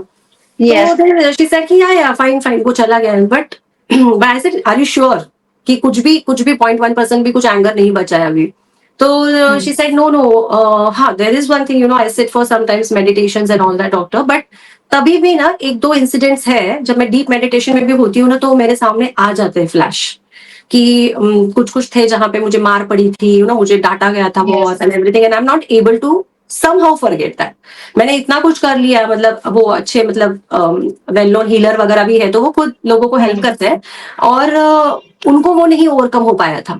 तो मैंने बोला कि okay so the specific anger was, see now it is not there, अभी उनका रिलेशन बहुत अच्छा है, सब कुछ बहुत सही है, अभी कोई स्ट्रेस नहीं है, अभी वो कुछ भी उनके मन में एंगर नहीं है, बट वो तब था उस टाइम पे, तो वो अभी तक कहीं तो वो फ्लोट हो रहा है ना, ऊपर आ रहा है, मतलब कि देयर इज सम पॉइंट, छोटा ट्रेस बचा हुआ है. Yes. So I try to understand that कि क्या है, और फिर मैंने उनको पूछा कि ठीक है वो एंगर था, तो एलिमेंट्स फ्रॉम एंगर या जो भी हम लेंगे कि मन में है, और सिर्फ एंगर नहीं है, इसमें हम क्या समझ सकते हैं कि शिल्पा अगर वो अभी 40s क्रॉस कर चुके हैं और कहीं तो अभी भी स्कूल का, मतलब मान लो 6 या 12 साल के एज का आ रहा है एंगर, तो ये इमोशन जो है अभी ये एंगर ग्रीफ के साथ हो सकता है ना, बिकॉज अभी कोई चीज लंबे टाइम तक चलती है ना, तो मतलब राव सर बहुत ब्यूटीफुली सिखाते थे कि कोई भी इमोशन एक लेवल पे नहीं रहता है. मतलब आज अगर मुझे कोई पॉइंट पे सैडनेस हो गई है, तो मेरा सैडनेस ना ये क्या है पता है कि ये थॉट है, ठीक है, एक इमोशन है. इमोशन क्या है, एनर्जी है. तो एनर्जी जो है ना वो always scientifically can not be destroyed, will be only transferred from one form to another form. ये साइंस का डेफिनेशन है एनर्जी का, ठीक है. Energy can never be destroyed, तो एक फॉर्म से दूसरे फॉर्म में केवल आप ट्रांसफॉर्म कर सकते हो. इसलिए इलेक्ट्रिसिटी बना के हम स्टोर नहीं कर सकते, हम लोग एक तार से दूसरी तार में भेज देते हैं तुरंत. Yes. तो सेम आपका इमोशंस, अगर मुझे अभी सैडनेस था ना, तो सर हर इमोशन का प्रीकर्सर भी सिखाते थे कि इसका प्रीकर्सर क्या है, इसका बाद में क्या हो रहा है, और अगर ये लंबे टाइम तक ऐसे चला तो सैडनेस का ना ट्रांसफॉर्म होके होके ग्रीफ बन जाता है. तो grief is never in 1 or 2 days, it comes in years. आपको जो ग्रीफ ये वर्ड आएगा ये हमेशा बहुत साल का पुराना होना चाहिए. जैसे हम लोग अचार डालते हैं तो बोलते हैं ना साल पुराना अचार है, सालों पुराना है. Yes. तो वो एंगल पे जाता है तो वो ग्रीफ रहता है. तो ऐसे ही अभी उनका एंगर तो it is with inside, silently है वो अंदर, वो क्योंकि अभी है ही नहीं, उनको एहसास ही नहीं कि अभी भी वो है. ये तो वो सिम्टम की वजह से मैंने उनको पूछा और वो हमने बात करी उस बारे में, because we addressed in this way of homeopathic case taking. और फिर उन्होंने बोला हाँ, तो मैंने फिर वो साइलेंट ग्रीफ के साथ वाला रूब्रिक लिया, एंड उसके बाद मैंने आई थिंक एक उनके अंदर कड़वाहट थी, इस पॉइंट को लेके। तो मैंने पूछा कि ये पॉइंट आपके मन से चला गया है या फिर लगता है थोड़ी कड़वाहट है अभी भी मन में। एंड लाइक दे सेड कि पेशेंट सेड कि हाँ थोड़ी तो है, मतलब आई कैन नॉट से 100% गई है, बट वो मुझे कॉन्शियसली अभी फील नहीं होती। I am very very good in relation with all my parents and all that. तो मैंने बोला ठीक है। तो एम्बिटर्ड करके मेरे दिमाग में आया, बिकॉज कड़वाहट क्या होती है कि आपको बहुत पहले कुछ हो चुका है आपके Yes. साथ, एंड दैट इज आपको अभी भी वो चीज ना अनहैप्पीनेस, डिस्कम्फर्ट और एक अच्छी फीलिंग नहीं दे रही है। मतलब वो कड़वाहट को आप लेके नहीं चल देती। रहे हो अभी तक। तो वो फीलिंग लेके मैंने उनको अमोनियम मूर दिया था। एंड मूर का हमें पता है it is towards mother, and ammonium we Mother. No it is very, उसका स्मेल भी अमोनियम का पता है हमें कैसा होता है, यू नो हम लोग जब लैब्स में करते थे केमिस्ट्री लैब में। सो वो Yes. टाइप का जो कड़वाहट होता है, but at a very subtle level, very very subtle level. तो जब मैंने वो दिया उसके बाद उनका काफी वो बॉइल्स का हद तक निकल गया। एंड इन फॉलोअप उसका टेंडेंसी कम हो गया। मतलब ये नहीं बोलती मैं कल के कल चला गया, बट वो पेन इन्फ्लेमेशन काफी कम होके then it subsided, and in 2-3 follow-ups later on we also had to change because that state of mind had changed of patient. फिर हमने आगे उनके follow-ups के हिसाब से दिया, but first selection was this, and then that completely went because मैंने वो follow-up में पूछा अभी है क्या Yes. थोड़ा भी। no I totally forgot about it, this is the follow-up, you know, like patient बोल रहा है कि मैं भूल ही गई उसके बारे में। मतलब सोच रहे हो आपकी क्या न्यूट्रलिटी आ जाती है थॉट में। Yes yes ma'am. मैम जो आपने ये इम्बिटर्ड फीलिंग लिया, तो यहाँ पे इसको इम्बिटर्ड में जैसे अमोनियम है, तो अमोनियम म्यूट से ही आप कैसे कनेक्ट कर पाए कि ये म्यूट में ही हो सकता है? क्योंकि हाँ अभी उनका जो केस था that was specifically towards mother, because Okay. mother was a very disciplined, strict and a very what performance oriented mother, कि जो मार्क्स है, और वो इंसिडेंट था कि जहाँ पे उनके थोड़े मार्क्स कम आए थे, and there was a incident where that mother got so angry on her, and probably see उनका एक अलग स्टोरी होगा, एंड Yes, उन्होंने yes. हेड पकड़ के, you know, it is very this thing to tell, मतलब उन्होंने उनका हिट किया हेड ऐसा, and that was very disgusting feeling for her कि you putting that head into that, and that memory is still there, and that subtle subconscious level पे जो anger है towards mother or to that bitter feeling is still there, not in a conscious level. Okay, अभी कुछ भी problem नहीं है, अभी everything is very very good with mom, Very fine. it's Yes. very fine, but अगर वो subconscious पे resolve होता तो ये एंगर आना ही नहीं चाहिए था ना, because when I went to anger, so see with this chart self I directly asked कि एंगर अभी कुछ नहीं है। फिर थोड़ा पीछे गए तो मुझे भी ओल्ड पेशेंट होने के कारण, या फिर आपके नए भी पेशेंट है तो you will ask about childhood and how was your upbringing, बहुत स्ट्रिक्ट था क्या, घर पे मार्क्स का बहुत टेंशन लेता था क्या, ये क्वेश्चन आते हैं हमारे माइंड में। और Yes. फिर मुझे वो मदर का फीलिंग आया, एंड देन आई अंडरस्टूड कि yes that anger or hatred or whatever feeling about the mother has still not gone on the subconscious level completely, and that is why the Yes. body is creating some kind of symptoms yet. तो ये तब का मेरा understanding था, मतलब जो उनको बहुत अच्छे से रिजल्ट दे गया, एंड उनकी टेंडेंसीज वो बिल्कुल चली गई बॉइल्स आने की, मतलब, and that was our intention कि वो फट गया, Yes. उसमें से जो भी है उज आउट हो गया, एंड उसके बाद उनका जो बार बार आ रहा था वो टेंडेंसी खत्म हो गया। खत्म हो गई। यस। और ये बहुत बार हम सुनते हैं मैम, क्लिनिक में, प्रैक्टिस में भी सुनते हैं कि बहुत बार लोग कहते हैं ना कि अभी तो मेरी लाइफ में सब कुछ बहुत अच्छा चल रहा था, अभी तो लाइफ एकदम सेटल हो गई थी, मैंने अपनी जिम्मेदारियां पूरी कर ली थी, बच्चे सेटल हो चुके हैं, अब तो हम हस्बैंड वाइफ बस हैं। लेकिन पता नहीं, समझ में नहीं आया कि ये प्रॉब्लम अब क्यों आई जब सब कुछ ठीक हो गया। तो जो आप बोल रहे हो ना, तो वो शायद आई थिंक जो उनका सबकॉन्शियसली जो स्टक रहती हैं चीजें, वो उनको पता नहीं है कि कॉन्शियसली वो नहीं जानते कि हाँ ये चीज इफेक्ट कर सकती है, पर आई थिंक वो वहां से आती है। तो वो फाइंड आउट हम कर सकते हैं इसके थ्रू, ये साइको सोशल डेवलपमेंटल स्टेजेस के थ्रू। बिल्कुल बिल्कुल, एज अ होम्योपैथ हम इस एंगल से कनेक्ट करेंगे, एंड एज अ पर्सन अगर भी मैं जानती हूँ तो I will know how to handle my parents, how to handle my kid, how to handle my self and my relations, मेरे आसपास के रिलेशंस। पहले तो हम खुद से सॉर्ट आउट हो जाते हैं, which is the most important thing, because हम लोग खुद पे ही सॉर्टेड नहीं होते पहले, एंड फिर हमारे एनवायरमेंट के साथ हम सॉर्टेड होने लगते हैं। अदरवाइज क्या होता है, हम हमेशा एनवायरमेंट को ब्लेम करते हैं जब भी हम देखेंगे as a human being, because it's very easy to blame others. Blame others, इसकी वजह से मेरे लाइफ में ये हुआ, उसकी वजह से ये हुआ, पर नहीं भाई, हमें अंदर देखना है कि मेरी क्या वजह से ये चीज मेरे साथ हुई है। Was it my aggressiveness, was it my lack of courage, या क्या था, मतलब मैं भी कहीं तो कम पड़ी रहूंगी ना लाइफ में। तो जब हम अंदर देखने लगते हैं, जो होम्योपैथी हमें हमेशा सिखाता है, सर यूज्ड टू से कि homeopathy is to go within, मैं अपने अंदर देखूं, अंदर जाके देखूं, और वो अंदर से करेक्शन कर लेगा होम्योपैथी, और आप भी खुद, मतलब ये चार्ट जानने के बाद तो बहुत चीजें आसान हो जाती है, life becomes very beautiful. Yes yes ma'am. Thank you so much ma'am. सबसे इम्पोर्टेंट तो इसलिए क्योंकि एक्चुअली में मुझे ना ये टॉपिक बहुत मतलब ऐसा लगता है ना कि कोई डिफिकल्ट टास्क है, डिफिकल्ट टॉपिक है जिसको समझना थोड़ा सा हमारे लिए मुश्किल है, और फिर हमारे लिए जब उसको समझना मुश्किल है तो फिर कनेक्ट करना और भी मुश्किल हो जाता है।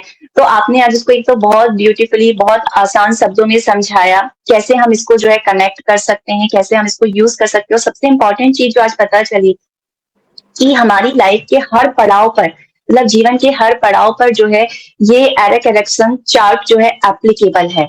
ये चीज जो है आज पता चली, और अगर हम इसको अच्छे से समझ लेते हैं तो हम पर्सनली भी, अगर हम डॉक्टर नहीं भी हैं तो भी हम Exactly. वो प्रॉब्लम का सॉल्यूशन जो है फाइंड आउट कर सकते हैं, उसको करेक्ट कर सकते हैं। ये चीज समझ में आ जाएगी अगर हम इसको अच्छे से समझ लेते हैं तो। एंड अगर हम करेक्ट भी नहीं कर पाए, मतलब बहुत बार होता है Yes. कि हम नहीं कर Yes. पाते, you know, as a homeopath also हम भी बीमार गिरते हैं, हमें पता है हम लोग गॉड नहीं है। अपने पेशेंट को Yes. भी बोलती मैं बीमार नहीं, तो बोलते आप कैसे बीमार हो गए, तो बोलते अरे मैं भी इंसान हूँ। तो हम जब बीमार गिरते हैं और हम नहीं करेक्ट कर पाते, बहुत बार ऐसा होता है, तब हम बिल्कुल होम्योपैथी की हेल्प ले सकते हैं। और मैं चाहती हूँ कि प्रेक्षकों को, ऑडियंस को ये समझे कि जब आपको समझे। लग रहा है कि भाई मेरा कुछ तो गड़बड़ है पर पता नहीं आ रहा है कहाँ गड़बड़ है, तो definitely visit a homeopath and who will understand holistically you as a person in a context of mind, body and emotions, एंड फिर वो Yes. आपकी जड़ तक जाएंगे प्रॉब्लम की। तो इसके लिए तो ये बहुत एक टूल, अवेयरनेस टूल है, मतलब मैं कहूंगी। यस, होम्योपैथ्स के लिए भी मैम। और एक और चीज जैसे पेरेंट्स के लिए, जो हमारा बिल्कुल बेसिक स्टार्टअप था ना कि वो ट्रस्ट वर्सेस मिसट्रस्ट, फिर टॉडलर स्टेज में, pre toddler, pre school stage में, तो एक तरह से कहना चाहिए ना पेरेंटिंग के लिए भी ये बहुत जरूरी है। क्योंकि अगर पेरेंट्स इसको समझ जाएंगे, बच्चे इसको समझ जाएंगे, तो वो कॉन्फिडेंस लेवल जो डेवलप होना चाहिए एक बच्चे में, और पेरेंट्स समझ सकते हैं कि प्रॉब्लम कहाँ पर है, हमको क्या चीजें करेक्ट करनी है, जिससे हम बच्चे को जो है वो कॉन्फिडेंस दे पाए, उसके अंदर वो आइडेंटिटी डेवलप कर पाए, उसकी कंफ्यूजन को समझ सके कि वो कहाँ पर कंफ्यूज हो रहा है। तो ये सारी चीजें हैं। तो जहां तक ये समझा ना कि ये जो चार्ट है ये होम्योपैथ के लिए भी बहुत इंपॉर्टेंट है, आम व्यक्ति के लिए भी बहुत इंपॉर्टेंट है इसको समझना, और आपने इतने अच्छे से समझाया है। और पर्सनली मतलब मुझे ऐसा लगता है कि हमें इसकी जो एक एक स्टेजेस है ना इसको और डिटेल में समझना चाहिए। तो मैं दर्शकों से, हमारे जो व्यूअर्स है उनसे ये कहना चाहूंगी, अगर आपको भी ऐसा लगता है कि इसकी एक एक स्टेज को हमें डिटेल में समझना चाहिए तो हम इस पर एक और वीडियो जो है बना सकते हैं। तो बिल्कुल आपका जो बिल्कुल। भी आंसर है वो आप हमें कमेंट्स में जरूर बताइएगा, ताकि हम इस पे आगे जो है काम कर सकें। And thank you so much ma'am, thank you so much for thank you sharing. So much Shilpa to call me on this platform, और मुझे एक मौका मिला कि मैं कहीं ना कहीं एक थोड़ा सा, I can not ever give back everything like to my master, हमारे master doctor Rao sir, but मुझे एक मौका मिला कि मैं उनके, मतलब मैंने लिटरली, आपने मुझे मौका दिया कि मैं अपने वापस ओल्ड नोटबुक्स में गई जो उनके साथ मैंने बनाए थे, और मैंने उसमें से कुछ नोट्स निकाले, and I revisited my self back due to this podcast what we were going to have. And आपने मुझे ये अपॉर्चुनिटी दिया, उसके लिए बहुत बहुत शुक्रिया मेरी साइड से। And thank you so much ma'am, आपने इतने ब्यूटीफुल इंसाइट शेयर किए, और जो भी राव सर की टीचिंग्स थी वो हमारे साथ शेयर की, इसके लिए बहुत बहुत thank you. My pleasure, thank you so much.